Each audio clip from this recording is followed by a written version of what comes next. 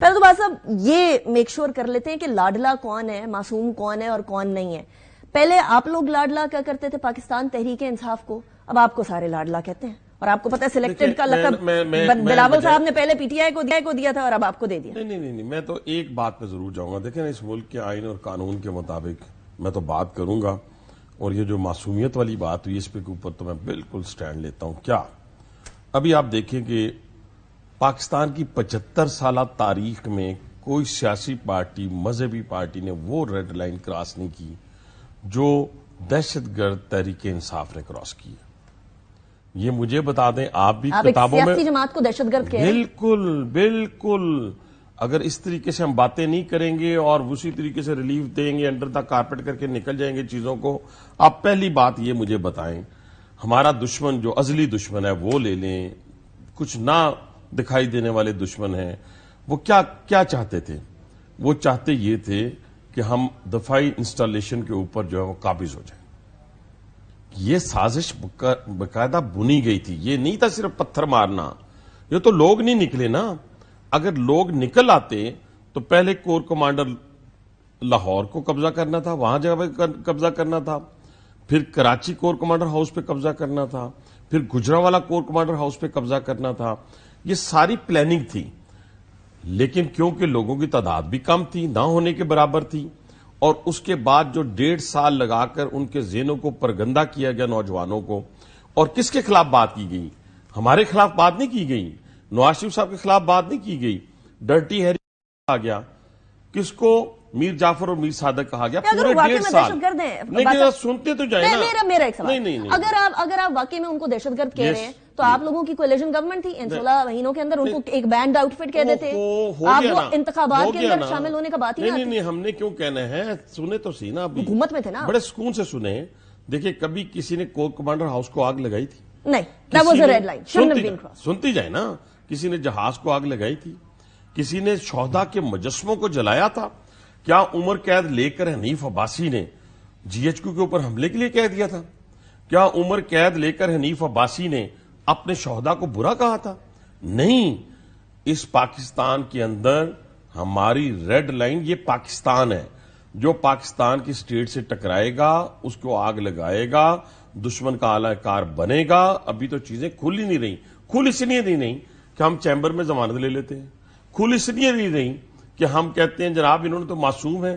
Judicial complex کے باہر کیا ہوتا ہے، اسی جوڈیشل کمپلیکس کے اندر جو ہے وہ بیل لے لی جاتی ہے۔ آپ مجھے یہ بتائیں کہ اس پاکستان کے اندر اگر یہی روش چلتی رہی اور یہی روش ہوئی تو پھر کیا ہوگا؟ آپ کے پاس تو ایسے جتھے موجود ہیں جو چڑھ دوڑیں گے، وہ تو مسلح بھی ہیں، وہ تو ٹرینڈ بھی ہیں، سوال تو پھر کیا ہوگا؟ صاحب آپ کی کولیشن گورنمنٹ تھی، آپ لوگوں نے 16 مہینے 18 مہینے حکومت کی ہے۔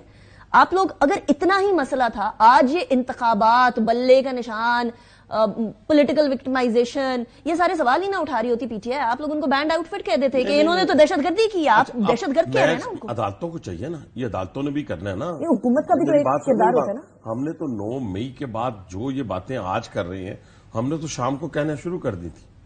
ہم نے کو آج تو نہیں کہی نا، یہ بات تو یہ ہے کہ جو قبل از وقت کی جائے، بات کا کیا نتیجہ ہے؟ اور میں آپ کو بتا رہا ہوں، اگر اس طرح آپ نے پاکستان کی حفاظت نہ کی تو پھر اگر اسی طریقے سے انٹلیکچوئل گفتگو کے دوران یا کسی کو اچھا لگنے کے دوران کسی کے گھر میں کوئی اچھا لگ رہا ہو تو وہ پریشر ڈال کے کہ جی نہیں یہ تو بڑا معصوم ہے، تو یہ باتیں جو ہے نا، یہ ساری باتیں جو ہے یہ پاکستان کے خلاف جائیں گی۔ اس پاکستان کو اگر آپ نے بچانا ہے نا تو پھر آپ کو غیر آئینی چیزوں کو، غیر قانونی چیزوں کو غیر آئینی کہنا ہوگا، غیر قانونی کہنا ہوگا۔ آپ مجھے یہ بتائیں، یہ جو راولپنڈی میں دھرنا ہوا تھا، میں اسی کو جوڑ دیتا ہوں اس کے ساتھ، راولپنڈی میں دھرنے کی کیا ضرورت تھی؟ نومبر میں ہوا تھا جی، کیا ضرورت تھی؟ مجھے یہ کیا ضرورت تھی آپ بتائیں نا، ٹھیک ہے نا؟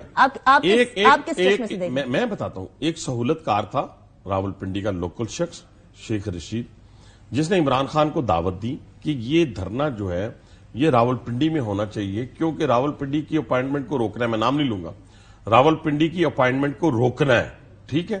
یہ باقاعدہ یہ آج کل کی باتیں نہیں ہیں، یہ اس سازش کے نتیجے کے اندر آپ نے دھرنا دینا تھا تو آپ آتے نا ادھر پارلیمنٹ ہاؤس کے سامنے. آپ کہہ رہے ہیں آپ دھرنا اگر تانے دیتے بانے تو 0 پوائنٹ پہ آتے ہیں. آپ تانے بانے اس دھرنے سے ملا رہے ہیں. دھرنے سے نہیں, تو دھرنے آگے سے آگے پہلے کی باتیں 9 ہیں. مئی آ رہا ہے اور آپ شیخ صاحب کا نام لے رہے ہیں, تو آپ یہ کیا مطلب 9 مئی کو بھی شیخ صاحب سے ملا رہے ہیں؟ دیکھیں نا, یہ جو جی ایچ کیو کے اوپر حملہ ہوا ہے, یہ جو حمزہ کیمپ کے اوپر حملہ ہوا ہے, کس نے تقریر کی تھی؟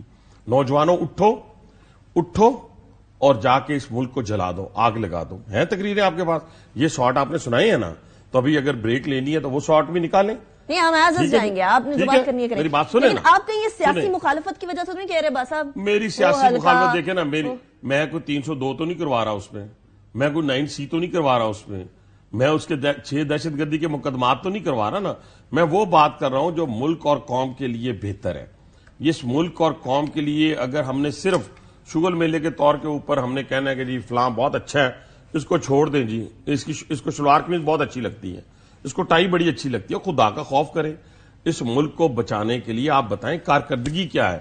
آج تو بات یہ ہونی چاہیے تھی کہ نہیں ٹھہرے نا, آج بات یہ ہونی چاہیے تھی کہ وہ جو سب سے بڑا پاکستان کا جھوٹا تھا, اس نے کہا تھا کہ میں 1 کروڑ نوکریاں دوں گا, اس نے کہا تھا میں 50 لاکھ گھر بنا کے دوں گا. وہ 2018 میں لاڈلا تھا, وہ 50 لاکھ بات کر رہے ہیں, وہ 2018 میں لاڈلے تھے. اسی سے کوئی ڈھکے چھپی بات ہے کیا 2024 کے انتخابات میں PMLN لاڈ لی؟ وہ مجھے بتائیں نا کہاں لاڈ لیا. یہ اس کو لاڈ کہتے ہیں؟ یہ جو لاڈ ہو رہا ہے, پارٹی کہہ رہی ہے لیول پلینگ فیلڈ نہیں ہے, JUI کہہ رہی ہے لیول پلینگ فیلڈ نہیں ہے. میری بات سنیں, میں آپ کو ایک خبر دیتا ہوں, آپ خبر بار بار کہہ رہی ہیں. ہم 4تھی دفعہ وزیر اعظم بننے جا رہے ہیں اللہ تعالیٰ کے فضل و کرم سے. 4تھی دفعہ وزیر اعظم PMLN سے ہوں جی, نواز شریف صاحب ہوں جی. میاں نواز شریف صاحب کینڈیڈیٹ اناؤنس ہیں. اتنی کنفرمیشن اور اتنی زیادہ شیورٹی کے ساتھ آپ دیکھیے نا, کتنی خوبصورت بات آپ نے بھی کی اور میں نے بھی کی کہ, اور ہماری جتنی اپوننٹ پارٹیز ہیں وہ کہہ رہی ہیں جی یہ 4تھی مرتبہ وزیر اعظم بننے جا رہے ہیں. کیوں کہہ رہے ہیں؟